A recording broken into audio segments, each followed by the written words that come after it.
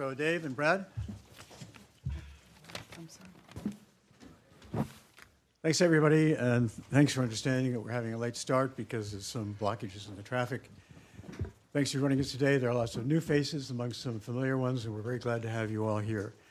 The Georgetown Center for Business and Public Policy is an academic research center whose mission is to engage congressional, administrative officials, scholars, industry experts, policymakers, et cetera, in forthright discussions on important issues reflecting varying viewpoints.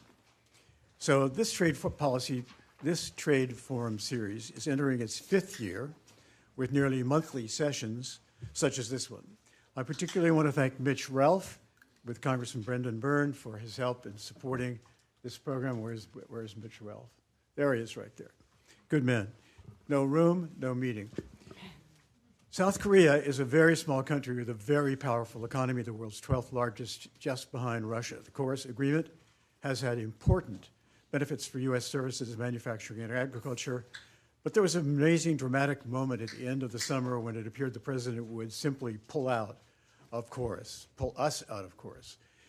We're glad to have learned yesterday, because they've learned about this meeting, that the administration and the Koreans have decided on a process for examining the issues at hand. So it's my pleasure to introduce our moderator, Brad Jensen, right here, professor of economics at the McDonough School of Business, holds the chair in international business, and a fellow at the Peterson Institute for International Economics, and an all-around great guy.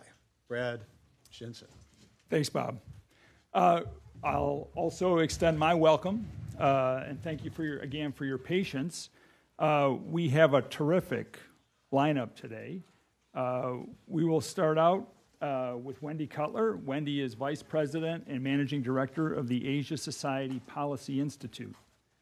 Prior to joining ASPI, Wendy spent nearly 3 decades as a diplomat and negotiator in the Office of the United States Trade Representative.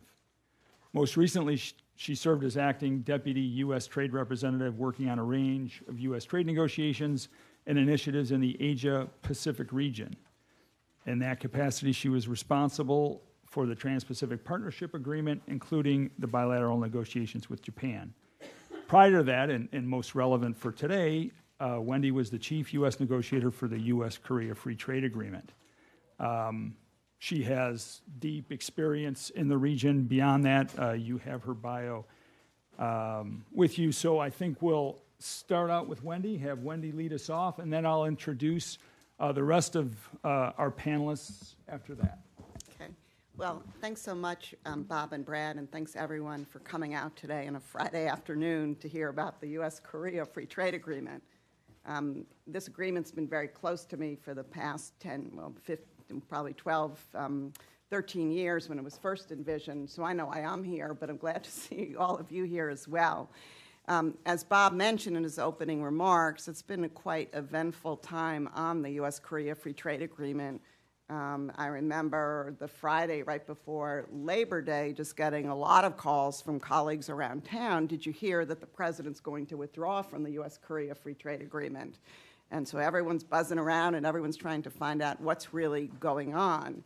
And my understanding is that the president was very close to sending Korea a letter that the administration intended to withdraw from this agreement.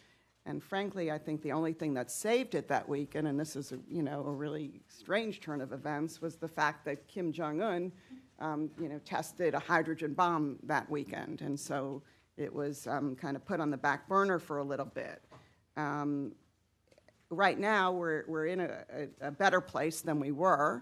And that is because, as Bob alluded to yesterday, there was a productive meeting between the U.S. Trade Representative, Bob Lighthizer, and the new Korean Trade Minister Kim, who also was the minister who negotiated the original free trade agreement 10 years ago. And in that meeting, as a result of that meeting, they did agree on a process for going forward. And I think that's very important. And I think it signals that, at least for now, a bullet has been dodged, and the two sides will try and not only work on implementation issues, but also work on issues to amend the free trade agreement. I will just say that withdrawing from the U.S. Korea Free Trade Agreement, in my view, would be a serious mistake, would have very consequential implications not only for the U.S. Korea alliance, but really for our relations in the region. And is Mike Greene still coming? Yeah, so I'm going to let Mike talk about the alliance. Yeah. I'll turn to him to talk about the alliance issues and what this would mean, in terms of the broader context of our relationship with South Korea. But I would just underscore that just from an economic commercial viewpoint, if we were to withdraw from the agreement, we would then face tariffs in the Korean market, average of 14%, which would put our farmers, our manufacturers, and others at a disadvantage in the Korean market. And this isn't theoretical, because Korea already has, in effect, free trade agreement with the European Union, a free trade agreement with Australia, a free trade agreement with China, and a free trade agreement with Canada, among others. So all of these other countries are basically, they're enjoying this preferential zero tariff access to the Korean market. And once again, it would be immediately, I think, our exporters would feel the effects. Second, I would just underscore what it would mean for Korean foreign direct investment in the United States. 2016 was a banner year, a record year for Korean FDI in the United States. And why is that important? Because the FDI that they're bringing to the United States is responsible for tens of thousands of high-paying jobs around the United States. And I'm not saying all these plants would pick up and move back to Korea, but I do think in terms of making future investment decisions, a withdrawal from KORUS would make them think twice. I'd also remind you that China is Korea's largest trading partner, and one of the reasons that Korea entered the free trade agreement 10 years ago was to kind of diversify its trading partners, and it turned to the U.S. And I understand that Korea now is having serious trade problems with China, but I also think that if we were to withdraw from the agreement, they may have no choice but to get closer to China with respect to trade and other issues. And lastly, and I would say this is someone, in particularly my new position, where I spend a lot of time with my former Asian colleagues, Asian thought leaders, and others, I think this would be a tremendous blow to U.S. credibility and our trustworthiness in the region. A lot of our trading partners are still trying to figure out why we left TPP. They've kind of moved on and come up with their own way forward without us. But I think sending another signal that we're getting out of the other big trade agreement that we have in Asia would really affect those relations as well. So I just share those with you. Let me turn back now to this October 4th meeting that just took place, and just say that as a result of that meeting, my understanding is that Korea has agreed right now to work on implementation issues, to go home and to set and process the legislative procedures it needs to follow in order to start negotiations with the United States. And the two sides will meet again at the minister level around the president's visit to Asia in November.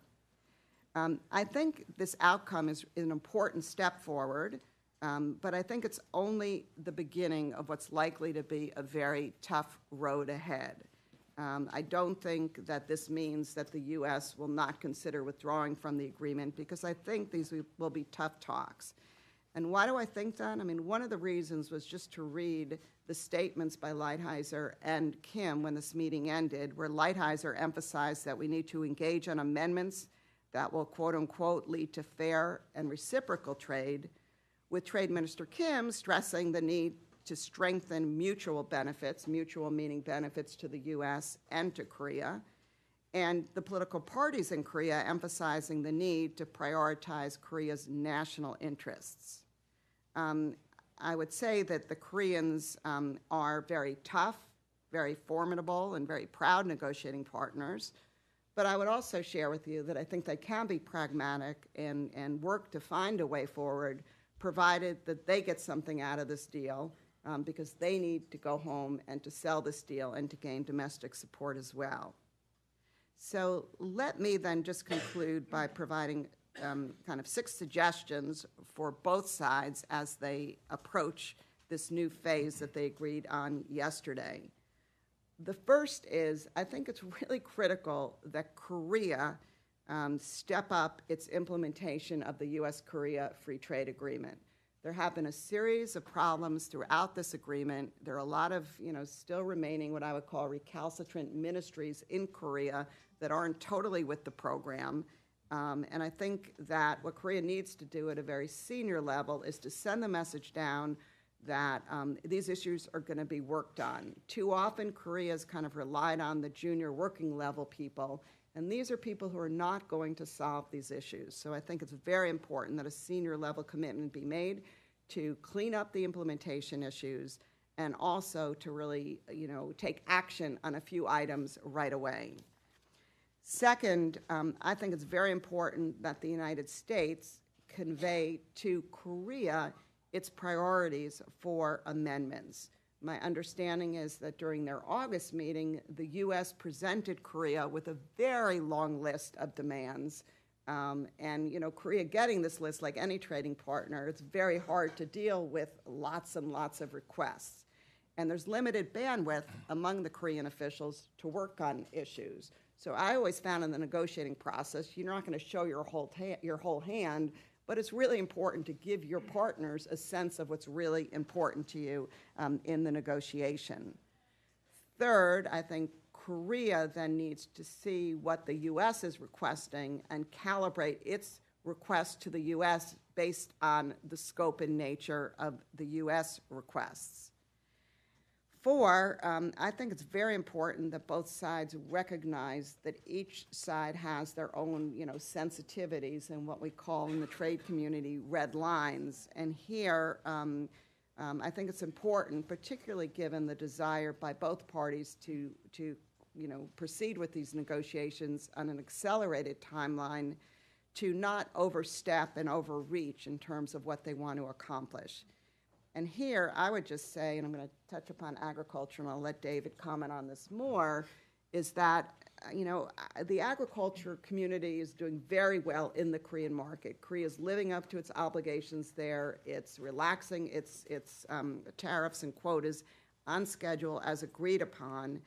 And I just don't think asking Korea now to accelerate all of these tariff cuts is something that's going to yield really positive results in Korea. Agriculture remains a very, very sensitive issue, and I fear that if the U.S. insists on accelerating and doing more in agriculture, that this may pave the way for an impasse in these negotiations, and our agriculture community could end up losing all of the access that they have now. In the same vein, when I think about what Korea really wanted in the 2007 negotiations, one of the issues they wanted more on our trade remedy laws, including anti-dumping and countervailing duty. And here, I would just suggest to my Korean counterparts, don't even ask that. Those kind of requests, particularly with this administration, are going to be dead on arrival. And so I think both sides really need to kind of think through the issues that they put on the table. Fifth, and I would say where this negotiation really differs from the broader NAFTA negotiations that are underway, is that this, from what I understand, it's going to be a negotiation much more limited in scope, and it's not going to be centered on updating and modernizing the agreement. That said, I think there is an opportunity to update certain provisions, particularly in the digital trade area, where U.S. and Korea share many similar objectives and shared interests. And I think by working on issues like digital trade, that can help build up a good tone and working relationships in this negotiation. And finally, I would just conclude on this point. It's really important that this negotiation, like the 2007 negotiation, like the 2010 renegotiation, results in what we call in the trade world a win-win outcome. Both sides, including Korea, need to go home and be able to show that they got something out of these talks if they're able to gain the support of their domestic audience and actually put this agreement into effect. I'm not saying this means that, like, we need to keep score. It needs to be, completely balanced. But I also think that if this is a negotiation where the U.S. just requests and has no interest in meeting any of the Korean requests, I do think then we're headed towards trouble in this process. So I'm going to stop there, and I'll turn back to you, Brad.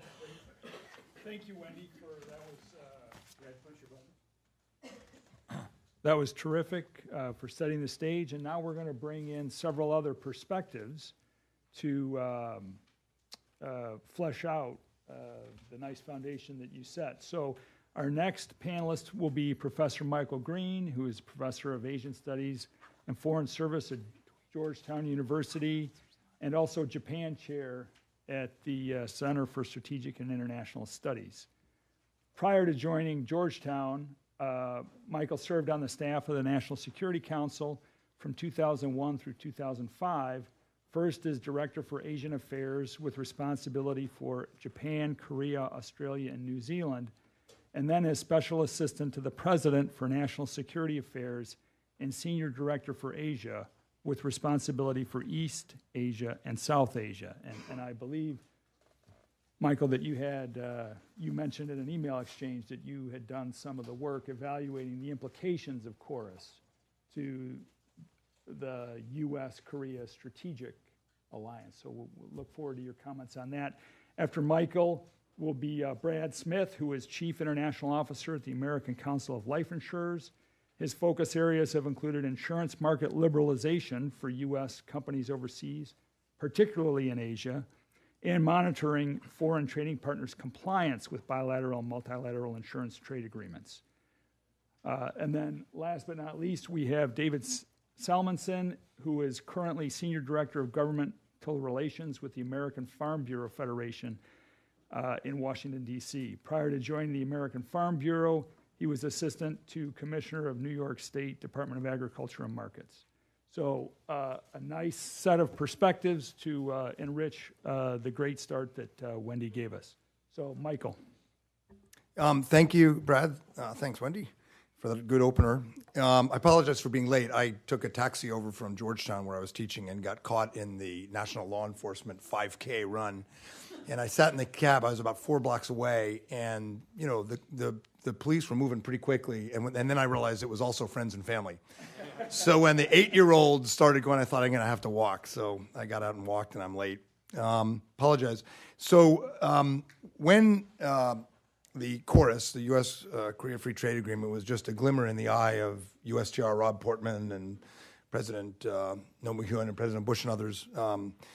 Rob put together a small group. Wendy was on it. I was on it. Faryar Shirzad, to think through if we really wanted to do this trade agreement, because it's not fun for either side. It's a huge amount of work. If they go badly, there may be strategic upsides. If it goes badly, there's strategic downsides. And we, as Wendy will recall, decided, it may not be fun, but this is important strategically and for economic reasons. So a lot of thought went into it. The economic merits, I'm sure Wendy touched on.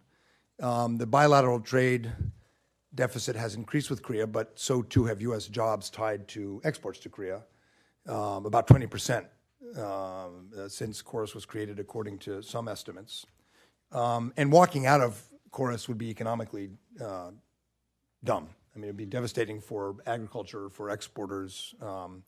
And when we put this panel together, it looked like that was where we were heading. And I think the meeting between the two countries yesterday was a good step forward and changes the context a little bit for our comments. There are 2 reasons why leaving KORUS would be bad, and I'm going to frame my remarks in terms of why it would be bad, but implicit in that is why we get advantage strategically from doing KORUS. The first reason has to do, of course, with North Korea. We're in the middle of a serious crisis with North Korea. On the surface, it doesn't make sense that the U.S. would pick a trade fight with our ally, the Republic of Korea, while North Korea is threatening us, the Republic of Korea, Japan, with missiles, nuclear weapons, chemical and biological weapons.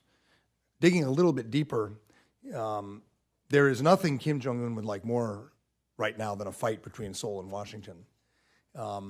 It would dissipate the pressure on him, of course.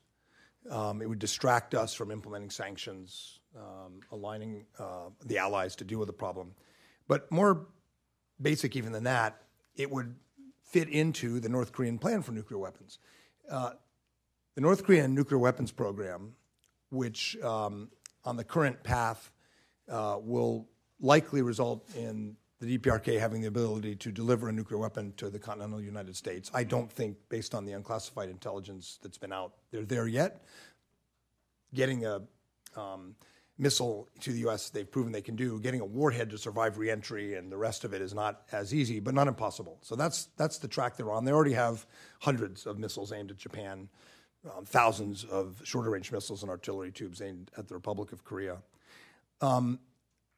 The purpose of threatening the United States, of course, is to deter us and to leverage and blackmail their talks with us. But they're not. But deterrence works in the sense that the North almost certainly appreciates that if they use these weapons against us, they'd be destroyed. So what they're really after, in my view, is decoupling. They want the U.S. to get into a negotiation based on the threat to the United States that weakens our commitment to the Republic of Korea. I was on the delegation in October 2002 to Pyongyang, where the North Koreans acknowledged to us what we had discovered through intelligence channels, that they were cheating on all the previous nuclear agreements and developing uranium enrichment-based weapons.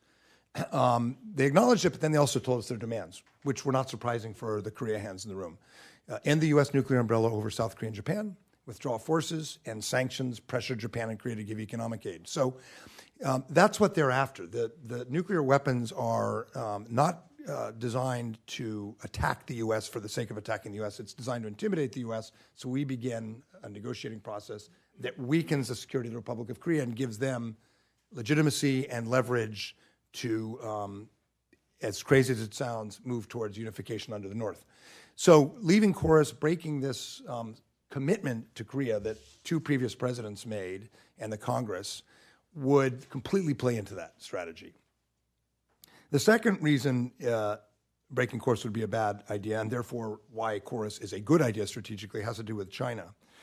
The Chinese view towards the Korean Peninsula was evident to me in discussions we had about 10 years ago with very, very senior Chinese officials about the future of Asia. And what was striking in this discussion, which I mentioned in a recent book, which I got declassified by the White House to mention, was that when senior Chinese officials talked about the future of Asia, and they talked about India aligning with the U.S., Japan staying aligned with the U.S., they never mentioned the Republic of Korea. It was quite evident to those of us in the room that they saw Korea as a country that was in play as Chinese power rose. Another data point, 3 years ago in Shanghai, Xi Jinping gave a speech on the future of Asia. He called for an Asia without blocs, which meant without alliances. He called on all the countries that were participating in this conference, which was a conference of continental powers, from Turkey to Korea. Didn't include Japan or Australia or India. He called on all of those countries to sign off on the statement calling for no blocs, meaning no alliances. Put enormous pressure. Everyone signed it except Korea. So the Koreans held firm. But I asked the Korean foreign minister, who's a friend, didn't it worry you that Beijing thought that Korea might be pressured to sign a document saying no alliances? So as we manage the North Korea immediate problem, we also obviously have the problem of how do we build a relationship with China that's based on assumptions in Beijing that democratic allies like Korea are going to be committed to the same security relationship with the U.S. and, just as importantly, network of open rules-based agreements in the Asia-Pacific region. KORUS, when we started out, for those of us who were on the strategy side, on the NSC side, KORUS was linked to TPP and other steps that would lock in and demonstrate to Beijing that the future of the region was going to be trans-Pacific, rules-based, and not a separate Chinese-led system. And this was not meant to contain China. It was meant to incentivize China, because the result, of course, was a debate within Beijing about the need for China to start eventually joining these agreements. Free Trade Area of the Asia-Pacific, FTAP, which is the APEC vision, which China's in, comes after TPP, after KORUS. And Chinese reformers in open literature said, we like joining the WTO to reform our state-owned enterprise sector. We need to join this process eventually to reform internally. So it was not about containing China, it was about encouraging China to play by the rules. So if we throw away KORUS, that's what we throw away. And we also throw away, as a derivative of that, the urgency China feels about the North Korea problem. Because if U.S. allies are falling apart, why rush to solve the North Korea problem if China's on your side in Beijing?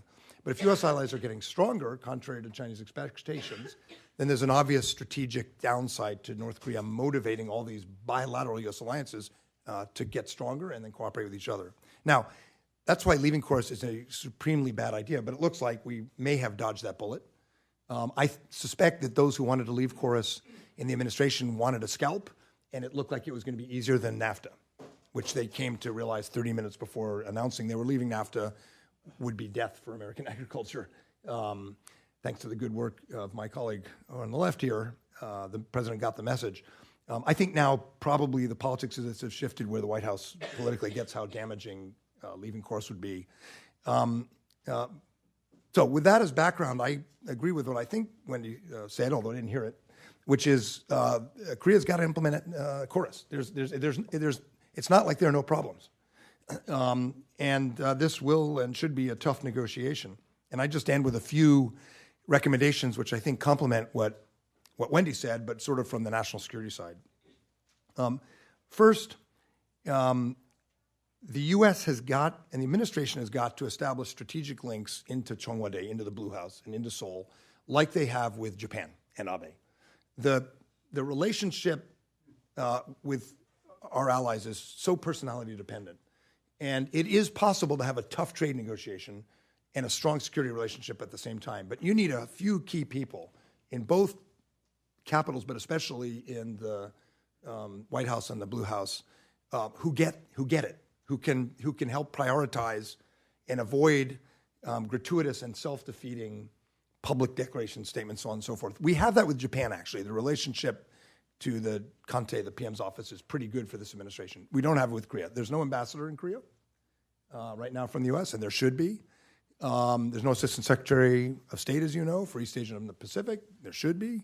And even with the people in place now, it's important to develop the kind of ties where you can have candid talks and put this in perspective. And I'm talking about not just the trade negotiators, but the national security team.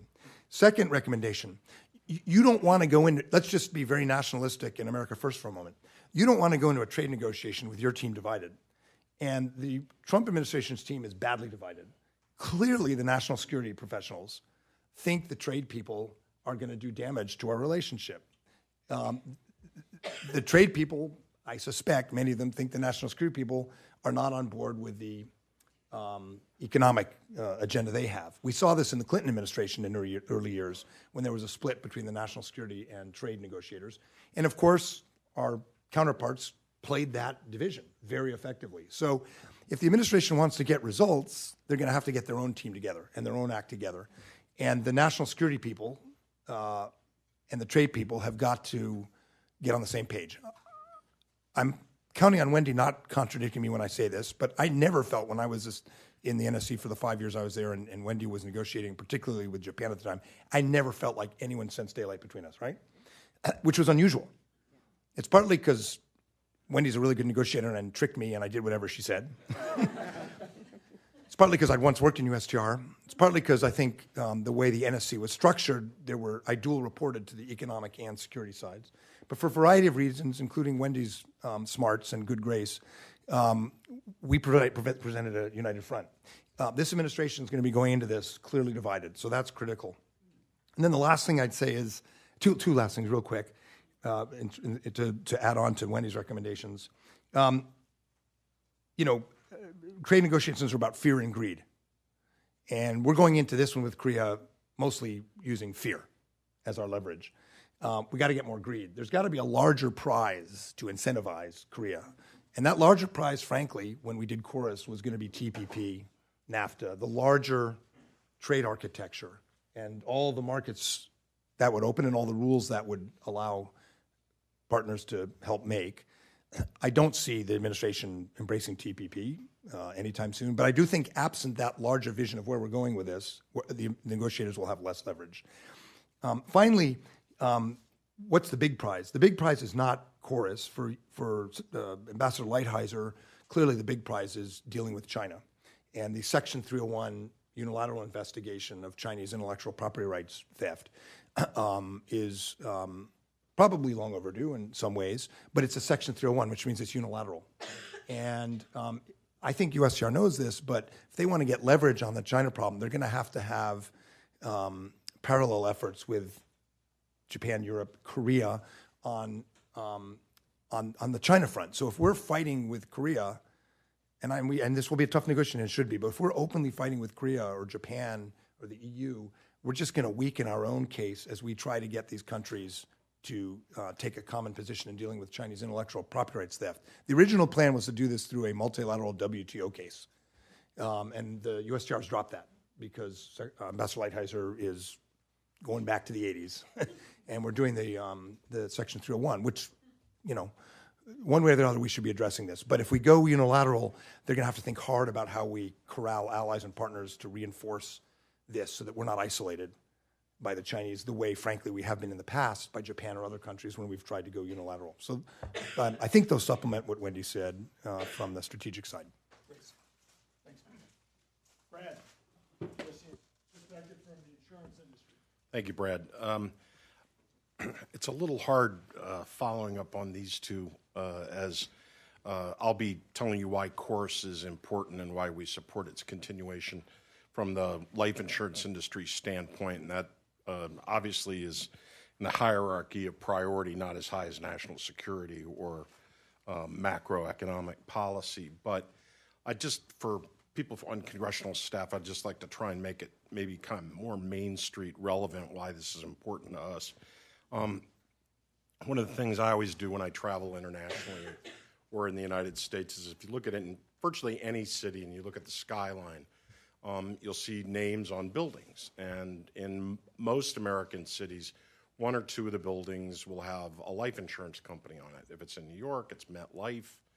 If it's in Newark, New Jersey, it's Princeton or Prudential Financial. If it's in Boston, it's John Hancock. If it's in California, it's Transamerica or Pacific Life. If it's in Des Moines, it's Principal. And when I go to other countries, I kind of also look at the skyline. And in a lot of those countries, I will see Prudential, Metropolitan, AIG, Aflac. And that always kind of tells me this is an open market.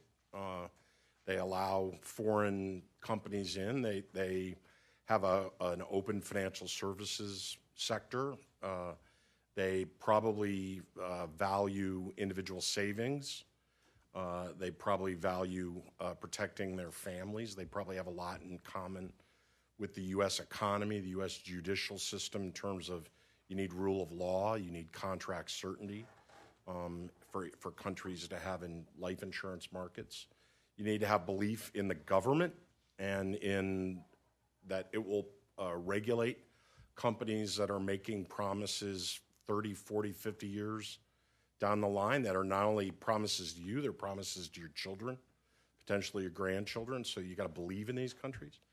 And that's one of the reasons KORUS and Korea, as well as Japan and numerous other markets around the world are important in our industry because these are markets that accept U.S. companies. And actually a lot of people in those countries value U.S. financial services products as the highest standard of quality and security because it's a U.S. company. It has the U.S. quality assurance standard. It's U.S. regulated. It's a U.S. parented companies, and certainly in a world of uncertainty, and let's not forget, all over Asia, not far from Korea, there's a great deal of uncertainty, and for all the national security reasons. And so Korea has a very large life insurance market, and our members put a lot of emphasis into the U.S. Korea Free Trade Agreement. We were very active in the negotiation. We made sure that we were looking at best practices from all agreements, and one of the most important lessons that we had in mind was a very simple principle on trade agreements, and it's one both my predecessors mentioned, and it's implementation. And the memorable phrase is, "No agreement is self-enforcing." So one of the areas we learned from previous bilateral agreements with Korea under a 301 case in 1985, but also several bilaterals we had with Japan in the mid-1990s, is we included a consultation mechanism on implementation. And it's a financial services committee that was supposed to meet regularly and look at implementation issues, if necessary, escalate them, and try and resolve them. And we have found that very successful. There's a similar mechanism in NAFTA that has kept NAFTA a positive agreement for us since its implementation. And the U.S. life insurance industry has over 65% market share in Mexico, so it's hard to argue that's not successful. We had 2 bilateral agreements with Japan. We went from 4% market share to 20% market share in the space of 10 years, and our position in Korea continues to improve. But not only our penetration, but also our profitability, because one of the main goals of KORUS was to recognize our ability to perform business functions cross-border. So one of the most important objectives for us is an ongoing thing, and it has to do with digital economy and our ability to use our global technology platforms, many of which exist in many countries because they're literally in the cloud, to be provided to Korea as part of that network. And Korea has worked with the U.S. government robustly. They actually, for a space of 3 years, had a quarterly implementation dialogue on cross-border data, and we've been able to resolve the majority of those issues. We still have some on the table, and that's where we think kind of a value added on the implementation to push through and identify these. And I would agree with Wendy, some of the problems we run into, and this occurs in many countries. Let's remember where Korea came from. Prior to KORUS, not everything was codified. It was a lot of the regulations were what they call administrative guidance. There's a very short list of what the regs are, and then if a company wants to offer a new product, they would go into the regulator and they'd have to tell them what they wanted to do. Then the regulator would consider it, and there'd be an ongoing dialogue, and they might get a yes or no. But it was not written down anywhere what they needed to do to be able to get a new product approved. KORUS achieved that for us. KORUS achieved an ability to appeal those decisions up the chain. So it took away the corners for lower-level bureaucrats who didn't want to fully implement it, and it gave us an ability to shine a spotlight on them and raise it up to a political level if necessary. We've had some issues raised numerous times at the cabinet, vice presidential level, and even on presidential things ongoing. No trade agreement is self-implementing, but KORUS has mechanisms built in that can add pressure, and it's a living agreement, and we are going to continue to work to improve it.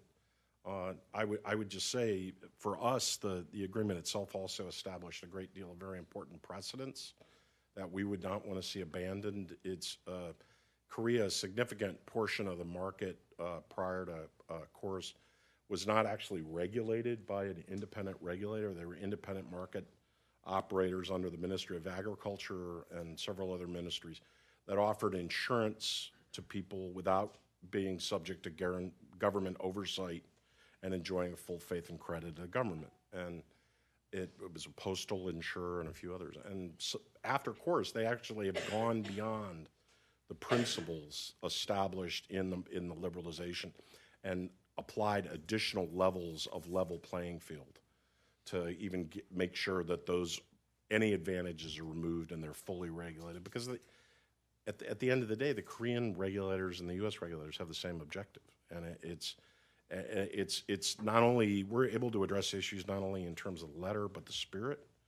It's not to say we can't continue to work on it, but for all the reasons you folks said, I mean, we've continued to have very good market success in Korea, Japan. We're expanding our market in Malaysia. There are a lot of places where our brand is actually expanding, and we want to keep that. And keeping consumer trust in Asia, in the U.S., as an economy and as a country that will be around 100 years from now or 20 years from now, is something that's very important to our brand. We don't think we are losing. There are Chinese companies that have tried going into these markets, and people won't buy Chinese life insurance. It's not something you're going to say.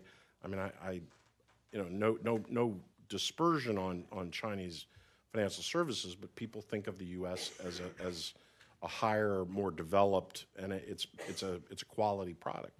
So maintaining KORUS is important to us, not only because Korea is an important market, because we want to maintain the faith in the United States as a country that believes in protecting your family, saving for your retirement, investing in long-term infrastructure. We think along with agriculture, we think we've gained a lot from KORUS. Thank you. Thanks, Brad. David? Thanks, and thanks for having us all here today to visit with you about this. As we're looking into our memories about where KORUS came from, and of course we're speculating about where it's going and reacting, I just have to share that when I heard this was coming up again back in the summer, I just thought to myself, again? And why? Associating myself with my colleagues here, just to start off, it's been a good agreement for agriculture, and I'll get into some of the numbers in a second. But as everybody here, we've had some history with this in agriculture. Agriculture was very involved in providing input for the negotiations. Some of the most stubborn issues, as Ms. Cutler said, were around agriculture. I won't mention that small white crop that she spent so much time working on, but we'll pass that by. But a lot of good things happened and have grown in the ag sphere. And then we had a little break. It took us a while, and along with Colombia and Panama, some of us, myself included, spent a lot of time up here trying to build support, trying to get it on the agenda to actually have a vote. And then when we finally got to the point where it was going to be voted on, we spent a lot more time building support. So, it all ended happy, but some of us in the room remember that it took an awful lot of visits, office to office, and a lot of time and effort to get that to fruition. So, okay, great. Now we're going to implement it.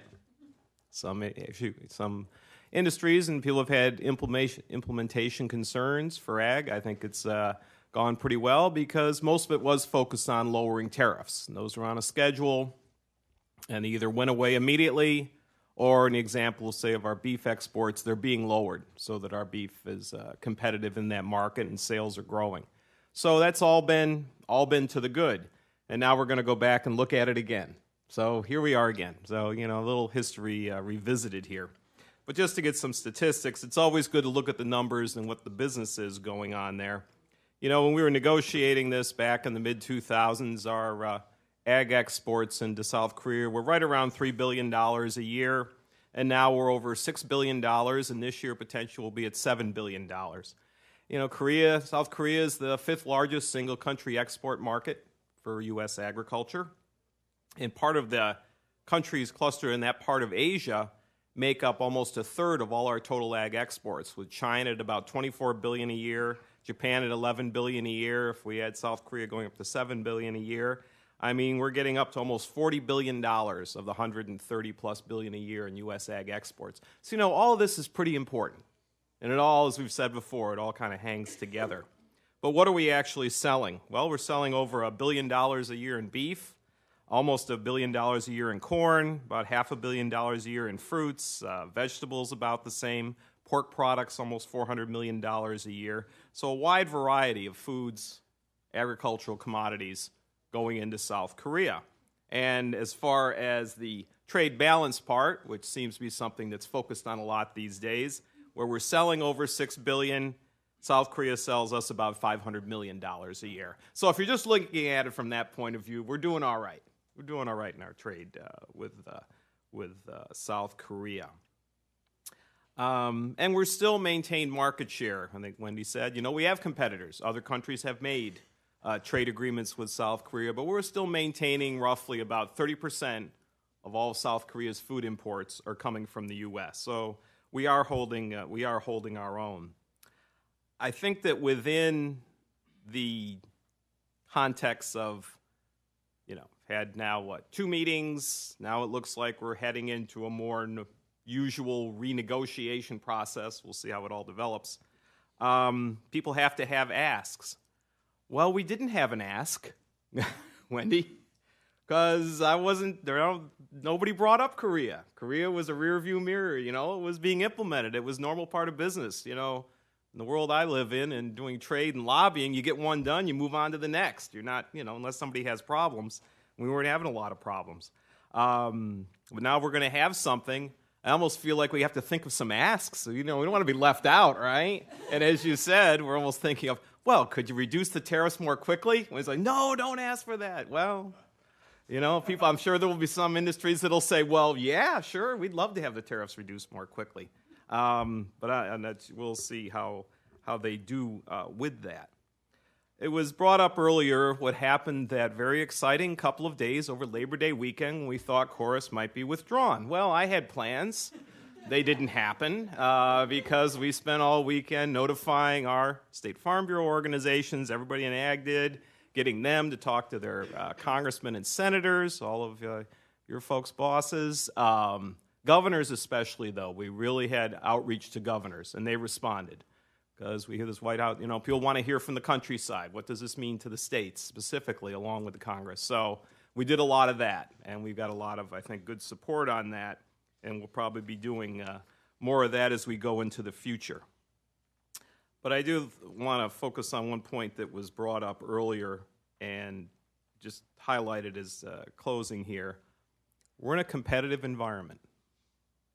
Other countries are selling the same products we're selling into South Korea, into selling into other Asian countries, and here we have an agreement that we like, that put us in a better competitive place, and is growing for us, and we want to keep it growing. So even if we don't have a lot of asks in this agreement, and I'm saying we will or won't, we'll see how it goes, but we will be watching this, the whole discussion, very, very, very closely, because we want to see this be a good agreement and see it continue. So we'll look forward to some more discussion. Thanks.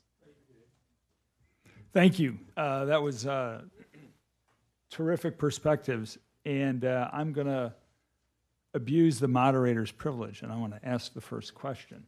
And I guess I'll direct it to Wendy. And these were fantastic comments. I guess what I still don't understand is what is it exactly that the ask is? What are we hoping to achieve by reopening KORUS? I wonder if you could give us some perspective on that, and if the other panelists also have perspectives, but can you kind of set that for us? Yeah, I will try my best to kind of offer my thoughts based on my experience and what I've been reading and conversations I've had. I think the overall administration objective in asking Korea to amend the deal is to reduce the bilateral trade deficit. I think that is, the overall objective of this administration when they're looking at trading relationships. There's a feeling that these deals have been one-sided. The other side gets all the benefits. They've been unfair. They've been negotiated by incompetent negotiators, and that we need to kind of settle the score and make these deals, quote unquote, fair and balanced and bring jobs back to the United States. So I think that's kind of an overriding objective. I think that's also what a lot of NAFTA renegotiation is about, and our relations with Japan and Germany and others. Now, with Korea, let's just get all our cards on the table. Since this deal came into effect, the bilateral trade deficit has increased with Korea. There are very different perspectives on why this happened. The administration's view is this is really based on an unfair agreement predominantly. If you talk to the Koreans, you talk to economists and other people, they'll tell you that macroeconomic conditions were much more responsible for the bilateral trade deficit, particularly in that when Korea, when this deal came into effect right before in 2011, Korea was growing at about 6% GDP growth a year, and now it's gone down over the years to like 2.3%. At the same time, the U.S. is growing, demanding a lot of products from overseas, and so that's probably a better way to explain it from their view. And so both sides are going to come to the table with very different perspectives here. But I think what's important is that I think they both have agreed now to disagree on that issue, and now look at really proposals to satisfy each other's concerns. But here's when it becomes difficult, because how do you reduce a bilateral trade deficit in a trade agreement? And I can tell you, we kind of tried this with Japan in the 80s and the 90s. It didn't work. It was kind of called managed trade. We kind of, tried to set, targets for what they should buy and try and dictate, the terms of how commerce should be conducted. And, it didn't work then. It's not going to work with Korea. So the question is, what kind of proposals will the administration put forward, and what in particular will they be seeking in this deal? I can say with respect to sectors that they'll focus on, I think it's safe to say that probably the automotive sector will be one of the major focuses of this negotiation process. I would remind everyone that when President Obama came into office, we renegotiated this deal in 2010, and a lot of that renegotiation was also centered on rebalancing and trying to improve the automotive trade issues. And so the automotive sector, I think, will be a big focus. I also think that there will be issues in areas like customs, competition policy, financial services, which also will be focused upon. Whether they will be dealt with in terms of improved implementation or actually seeking amendments to the deal, that remains to be seen. But those sectors are areas where we've had problems with Korea since the deal came into effect. I would also underscore the issue of currency and currency manipulation. It's still unclear where the administration is headed on this issue. We still haven't tabled, even though we've told Canada and Mexico that this issue will be part of the NAFTA negotiations. We have yet to table our actual proposal in the NAFTA negotiations, and I think that will also be an issue that may be raised in the Korea deal. The only other thing I would just remind people, there's an important difference between the administration's approach on NAFTA and on KORUS, at least from what I've seen so far. And that is, with respect to NAFTA, the administration is following the procedures of Trade Promotion Authority, TPA. They kind of view this as a wholesale review. They're looking thoroughly at the entire agreement, been putting forward proposals in 25 areas. I think with respect to KORUS, they've been pretty clear that they're going to see seek a more limited negotiation with fewer amendments, more targeted amendments, and they do not intend to follow the Trade Promotion Authority procedures. I think that's giving heartburn to some up on the Hill, particularly in the Ways and Means and Finance committees. But I think that's indicative of the kind of how this administration is viewing KORUS. I don't think that the administration particularly wants to spend a lot of time negotiating KORUS. As Mike mentioned, I think the whole China trade issue, is viewed as much more important and of greater interest, particularly to Ambassador Lighthizer and others. And so I think in many ways they would like the KORUS negotiation to go quickly, to go smoothly, and something that can be, we can, quickly move on and kind of put behind us. And it kind of remains to be seen how this will unfold and whether indeed the request put forward to Korea from the U.S. side will allow for such a smooth, quick negotiation. Great, thank you. So now we'll open now that I've abused my privilege, we'll open the floor to questions from the audience. When I recognize you, please state your name and what organization you're representing. So the gentleman in the pink shirt in the front. Yep, Yambo Du, based in New York, collaborating with the United Nations on the Sustainable Development Goals. So again, anyone in the room who's involved in aviation, feel free to jump in on this. But what do you see as any potential precedent from the recent decision, it's still provisional, not yet final, with Bombardier and how that feeds into NAFTA, how would that be impacting KORUS, either setting the tone or setting the precedent? So not just in aerospace, but every other sector. The countervailing duty ruling. Yeah. Bombardier, I think the Bombardier case is one of a whole series of trade remedy cases now that are before the administration. Some people are speculating that Boeing felt more comfortable going to this administration and asking for relief on the Bombardier issue, the countervailing duty investigation, because they think the administration will be more sympathetic. So I would just make a general point. I think all of our trading partners are beginning to recognize that this administration is very serious about using the trade remedy laws and other trade laws that haven't been used in many years, such as Section 232 with the investigation on steel and aluminum. Mike mentioned Section 301 and on China IPR practices. So I think this is kind of setting a tone kind of for all of these negotiations. But I think our trading partners need to recognize that the enforcement of U.S. trade laws is a very important issue to this administration. They brought in a lot of officials, both at the cabinet level and soon to be in the sub-cabinet level, whose background is in trade enforcement and working on particularly anti-dumping, countervailing duty laws. So I think we're going to see a continuation, of this. And how that all plays into the actual negotiation, on one hand, you can be optimistic and say it gives you something else to play with so you can, have more fun at the negotiations, but others will tell you it just complicates things because a lot of these issues are very difficult to deal with and are viewed by our trading partners very seriously.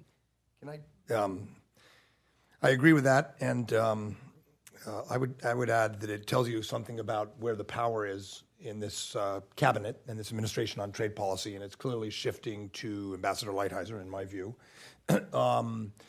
who is the most experienced by far in the cabinet on trade. But as Wendy pointed out, his focus, his expertise, his legacy from when he was last in USTR, which was before there was a WTO, is in these unilateral remedies, sections 01, 201, countervailing duties. And as Wendy said, that's going to be, and industry knows that's going to be an important focus for this administration.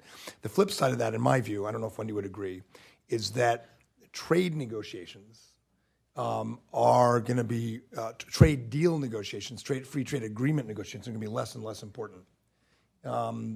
Secretary of Commerce Ross came in, wanted, for example, to negotiate a bilateral FTA with Japan. I could be wrong. I don't think that's a high priority for Ambassador Lighthizer. The premise for the bilateral FTA with Japan was the president's idea that you get more leverage bilaterally, which is simply not true. We had far more leverage with Japan when TPP and other markets were on the table. But okay, fine enough. So that's his incentive there. The reason given by the president for leaving TPP, if you paid attention to what he said initially, was because China's in it, which of course China isn't in it. It's all about China. So I could give you a lot of other examples, and this is not unique to this administration. New administrations come in with a certain theme or theory of the case.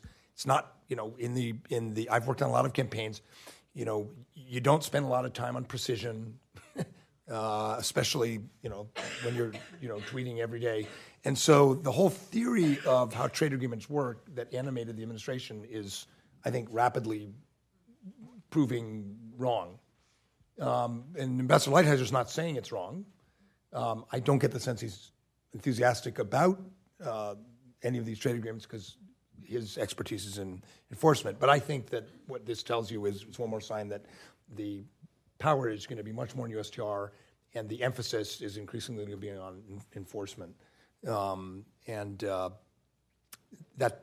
is good for the reason Wendy said, because I want to get done with KORUS quickly. And, it's bad in the sense, in my view, from the strategic side and in terms of creating rules. It's bad because we've just ceded the field in terms of writing the rules in Asia.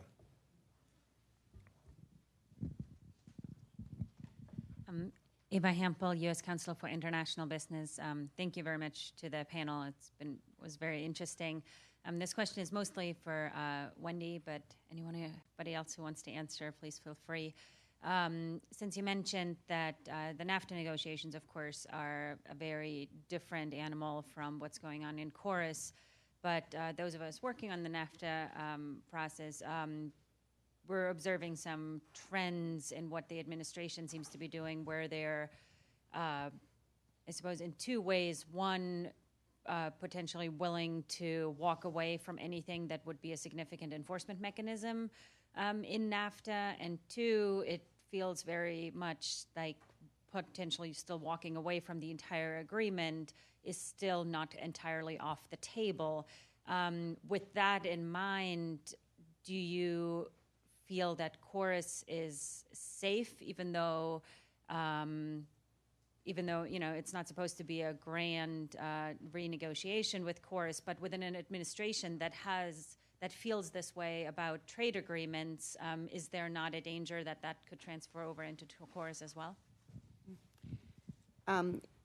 Yes. I mean, I really believe that one of the reasons there was such a focus on KORUS and withdrawing from KORUS was because the president and some around him probably at moments really want to withdraw from NAFTA, but they're being told that the repercussions of withdrawing from NAFTA on our economy and on our relationships with our neighbors would be huge, and would seriously impact and hurt not only our agriculture sector, but the one they really care about, our automotive sector, including our workers. In the auto companies, we have a very integrated automotive market with the NAFTA countries. So in some ways, I think the focus on KORUS is because we can't withdraw from NAFTA, or it's just going to be a lot more difficult. So then when you look at the next best agreement to get out of, well, KORUS, a lot less trade with Korea, and we have implementation problems with Korea. So maybe we should look at that as the second best. I don't think this is a great way to look at it. I also, really want to underscore that even though the two ministers had a good meeting yesterday, I don't think KORUS is out of the woods at all. I think that a bullet was dodged. I think a process has been launched. But I think that, we could find out a month, 6 weeks from now that the gaps between the two sides are so big that the president decides, this isn't worth it. Let's get out of this deal. And, I think, my colleagues at the table probably, David, you probably want to add something there. Yeah. I think I'll add, since you brought up both NAFTA and KORUS, something that's for all industries, ag included, was the expectation that these would continue in the investments that are made. Within the agriculture industry, several industries have just become so much more export dependent than they used to be. The dairy industry used to be a totally domestic industry. Now 16, 17, 18% of everything they do is export oriented. And they're dependent on export growth and new markets. And so many of the ag industries are now. They've really gone in and made all the investment to service and grow export markets. And pulling away from that in any way is just going to have impacts back here at home that are going to be a huge economic blow to them. So in businesses all across the country, that's what they're looking at. They're looking at, and all businesses are, settled expectations that you can invest in global growth, and it'll be there for you through the market opening trade agreements. I'd just like to add, I think it's important, and I think it's been covered under the scope of the discussions today, that, we recognize the administration's goal is really to help U.S. exports address the deficit issue, create American jobs, et cetera. And we understand that, we applaud it. What we're trying to do at this point is educate as to unintended consequences and other alternatives, short of scrapping the agreements. I mean, as I said on Korea, we found implementation has to be ongoing. And that means it can't be static at what the agreement was signed at. It has to be kind of precedent-based, not only on the agreement, but on the development of international regulatory standards, trade flows, things relative with other countries. And I mean, I'd point out one of the big competitive issues for us is financial regulation globally. And we're working with the government of Korea to maintain U.S.-type accounting standards around the world and U.S.-type regulatory standards around the world. Japan is one of our biggest allies. Our adversaries here are the countries with planned economies and managed trade, China and others. So it's, part of this is just kind of explaining the national strategic importance of this holistically to the administration and helping them to understand why, it may seem, short-term, cathartic to do something, but really this is a long game. I mean, the people we're playing against here are, think, in very long-term, and I will not, shy away from saying, the president identified it as a UN speech. There is a class of ideology going on here. When you look at, Chinese business expanding around the world and what they're doing at the Party Congress, we're talking socialism versus capitalism here. And South Korea is on our side, Mexico is on our side, and we shouldn't forget that.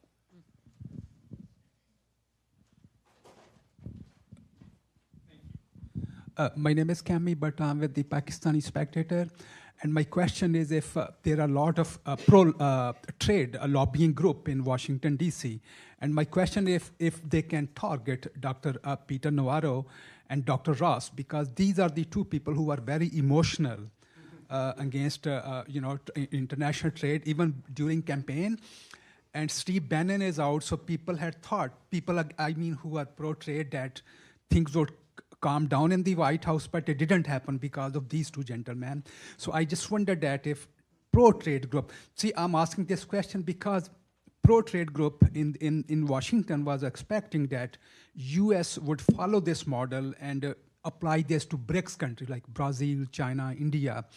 But instead, we are kind of moving backward instead of increasing, moving forward. And the other part of the question is there are a lot of blue-collar jobs involved with export-related products. Why don't these groups, those are the people who voted for Trump, why don't they come forward and try to protect these trade agreement? And most people would think Trump was bluffing if he were not out of TPP. He is out of TPP, Steve Bannon is out, but still policies are on the same line. So it means that these two people, Dr. Navarro, Peter Navarro and Dr. Ross, they are very serious about this. Thanks. As a lobby-type person, I'll start on that. I think the broader answer is that many of the interested groups here in town have been very active, both agriculture groups, industry, business groups, on getting their point of view, their pro-trade point of view to the administration, and continue to do so, and of course also to Congress. So those voices have been loud, and as these issues like the NAFTA renegotiation continues, and they'll be around here in Washington next week, KORUS is starting up, I think there's even more focus for people to talk on the pro-trade message. Let me just add to that by saying the enemies of free trade are not just Dr. Navarro and Wilbur Ross, it's the President of the United States. Since 1985, he's taken out full-page advertisements attacking trade with Japan and Korea. So he's, these are pretty strongly held views. He was not in an industry that was export-dependent. It was import-dependent, but he kind of didn't pay as much attention to that. And then politically, if you've seen the polls, his overall support is not high, but it's very intense in his base. I personally don't think it's because they are all protectionist. Other opinion polls show very broad support for trade, but his support is intense because they believe he's fighting for them in a way that the previous 4 presidents didn't, that Hillary Clinton or Jeb Bush wouldn't have, and so politically. The narrative politically for White House, I worked in the White House for 5 years, the narrative is really important. And politically, I think there are very strong drivers and incentives in this White House to show the president's willing to throw agreements away. The Paris one, in my view, was cost-free because ultimately, it hurt us reputationally perhaps. But watch the Iran deal. The president's very likely to either decertify or send it back to Congress. So that could happen to KORUS at any moment. But increasingly, people are realizing the consequences and are trying to find ways, like with the Iran deal, to say, I'm out of the Iran deal, I'm throwing it back to Congress, and then Congress, which used to be, from the Allies' perspective, that was the last thing they wanted. God, don't send this to Congress. Now Congress is with all respect to the room, is now the steward of sane strategic policy, and so there's a little bit of having the cake and eating it too, pulling out of these agreements and then finding some way, as I think will happen in the Iran case, to look really radical and really pugnacious and ready to fight and throw out all the agreements that cheated the American people, but have a safe place, in this case the Congress. Which my prediction would be, if he does leave KORUS, he'll announce it, but then not actually do it. I think it's more about the theater, which is bad enough, but maybe there's actually, maybe that's too optimistic. It's a little hard to predict. And you, Yeah, I mean, I think the danger about, saying, notifying a country you're going to withdraw from a deal, the outcome maybe you want is you use that as negotiating leverage, and then you get a better deal. You didn't really mean it, but you think this is going to scare them and bring them to the table. But I would argue that, that's really a high-risk strategy, and for some countries, negotiating under the threat of withdrawal maybe is, a bridge too far for certain countries, and that could be, Korea in particular. I think that's right. That's an important point. Let's just add one more thing, though. I would question whether the motivation is to get a better deal out of Korea. I think the motivation is more appealing to the. I hate to say the base, because when I was in the Bush White House, people always, said, you're doing it for the base, but for political signaling. Yeah. But it could be in NAFTA. I mean, I know, people are trying to figure that out. We're putting a lot of proposals on the table at the next round, which are going to be very radical in terms of what we've asked trading partners to do, in past agreements. And some people are wondering, is this the administration trying to kind of, get Canada and Mexico to say no so then they can withdraw? Other people are speculating, no, this is you can, get more negotiating leverage if they think you're really serious on withdrawal. But I think, once again, the minute you start talking about withdrawing from these agreements, it's a very, very risky strategy. And as a negotiator, I think it makes it more difficult to negotiate these deals, because the opponents in the country you're negotiating with for the deal, what they're going to say to their negotiators, are you kidding me? Why are we working so hard to figure out what we can do for the United States in this deal if at the end of the day the president's going to make the decision to walk away? So I think it really lessens the ability to, find common ground in talks and ultimately achieve a successful conclusion. One last quick question, Bob. Just really quickly, Wendy, you said the president could decide at some point that it, of course, just isn't worth it. Do you mean politically? Do you mean in terms of time and effort? Do you mean in terms of how would he decide that it's just not worth it? When Dave and Brad and most of American industry will say, yeah, it's damn well worth it. I mean, basically, it's not worth the effort to try and improve or negotiate it. That frankly, it's just not in our interest. It's an unbalanced deal. Let's get out of it. I don't think there's going to be a lot of deep thought, given to this. Well, we're just seeing that it's not an unbalanced deal, right? What? We've just demonstrated that it's not an unbalanced exactly, but Which is why, if I were betting money, I think everything Wendy said is right. It's dangerous. This could end up in vis-a-vis North Korea policy, in addition to what Wendy said about trade negotiators taking it seriously. If I were betting money, I would bet that if the president comes to that conclusion, he attacks KORUS on Twitter. He says we're going to leave, but he keeps it in place because all of the interests, including all the governors in this country, and probably every industry association, ag association, would say this is crazy, and so you would have kind of the worst of both worlds, because you wouldn't actually be able to improve the agreement. And I hope it doesn't come to that. I hope that Ambassador Lighthizer, who's a very capable guy, uses the drama around KORUS to actually improve it. I hope that's how it comes out. We are past our time. Thank you all for your patience for the late start, and please join me in thanking the panel for this very insightful